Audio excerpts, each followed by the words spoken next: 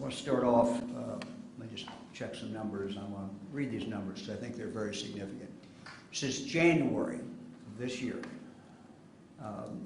we have had 16,924 Ohioans with COVID hospitalized who had not been vaccinated. Let me give that again. Since January, there have been 16,924 of our fellow citizens hospitalized. None of them were vaccinated. We've had 205 who have been hospitalized who have, in fact, been vaccinated. If you look at the deaths, what we're reporting, and these do lag behind, but this is what we have. Of the deaths, people who've had COVID since January, 6,812 not vaccinated, 34 vaccinated. These numbers are stunning. We're seeing them across the country. 99% of the hospitalizations, 99% of the hospitalizations for COVID are because that person was not, in fact, vaccinated. So this is an amazingly powerful tool.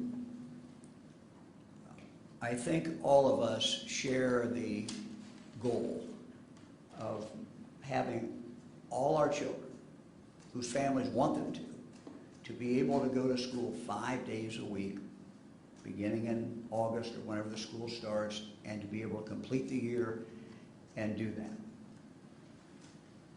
We want to see kids in school.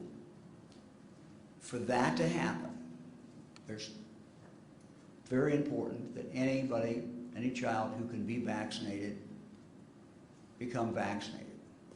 Now we know that those 11 and under at this point cannot be vaccinated, but I'm hopeful, it's a hope, that this fall or into early winter, that it will be possible then to vaccinate young children, younger than 12 years of age.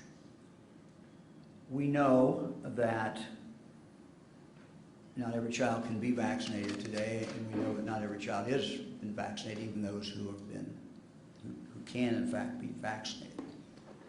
What we learned last winter was the importance of masking. And we really didn't know it fully until we saw it play out through the year, and we saw it specifically in Ohio. We watched it, and when students were masked in a classroom, it did not spread. It is clear, in response to the question, it is clear that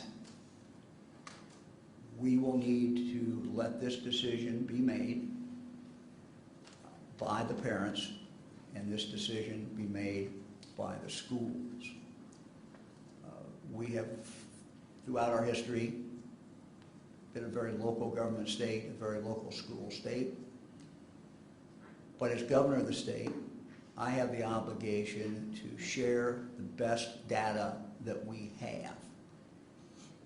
And our health department, the health department of the state of Ohio, has the obligation to share the best data they have. And so what we have tried to do in the last few weeks is to have medical professionals brief the people of the state, brief the news media, but through you, brief the people of the state of Ohio on what the situation is. The numbers I just read about the hospitalizations are absolutely stunning. You know, if you want to stay out of the hospital, get the vaccine. Statistics are just absolutely overwhelming. So what our health, Dr. Vanderhoff, two other doctors this morning who joined Dr. Vanderhoff, pediatricians, I think their message was very, very strong. And that is vaccination. If that child can be vaccinated, getting that child vaccinated is your best protection. That child will be able, and that school will be able to stay in school. That they'll be able to stay in school 5 days a week. If the child cannot be vaccinated or is not vaccinated, that wearing the mask, we learned last winter, is extremely, extremely powerful.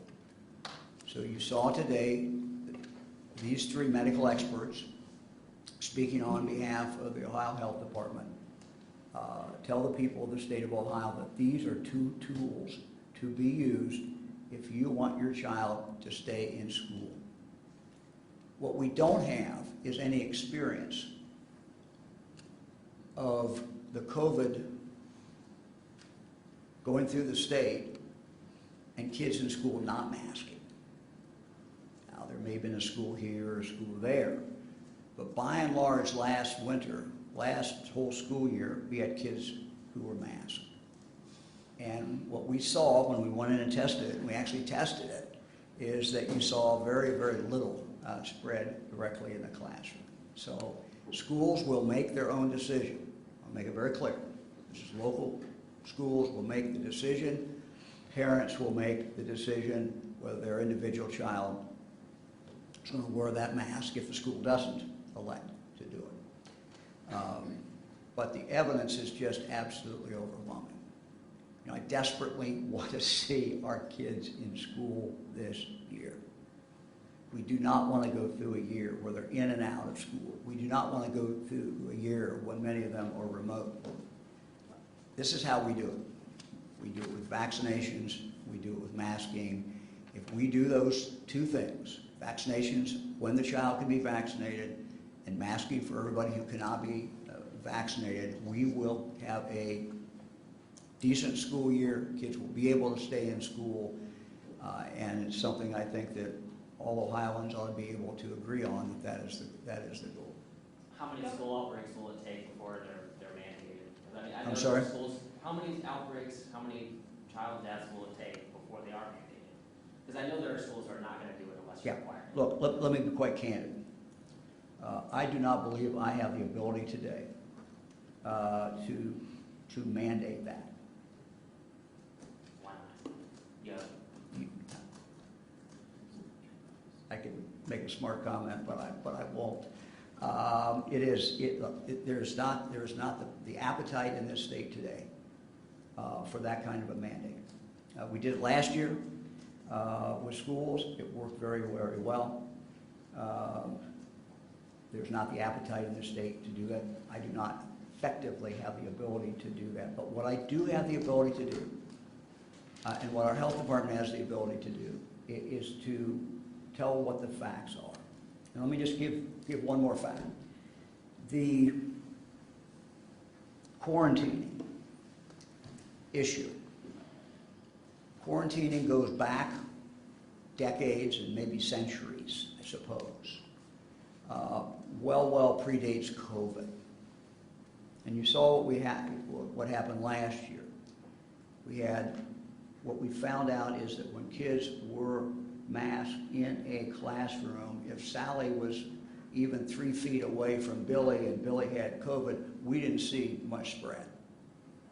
And so we were able, for those who were wearing masks in a classroom when kids were masked, we were able to say to them, you do not have to quarantine that child. Your son, your daughter does not have to be quarantined. And that was a pulling back from what the CDC said. And that was a pulling back from what's traditional. But we said when everyone was wearing a mask, you could do that.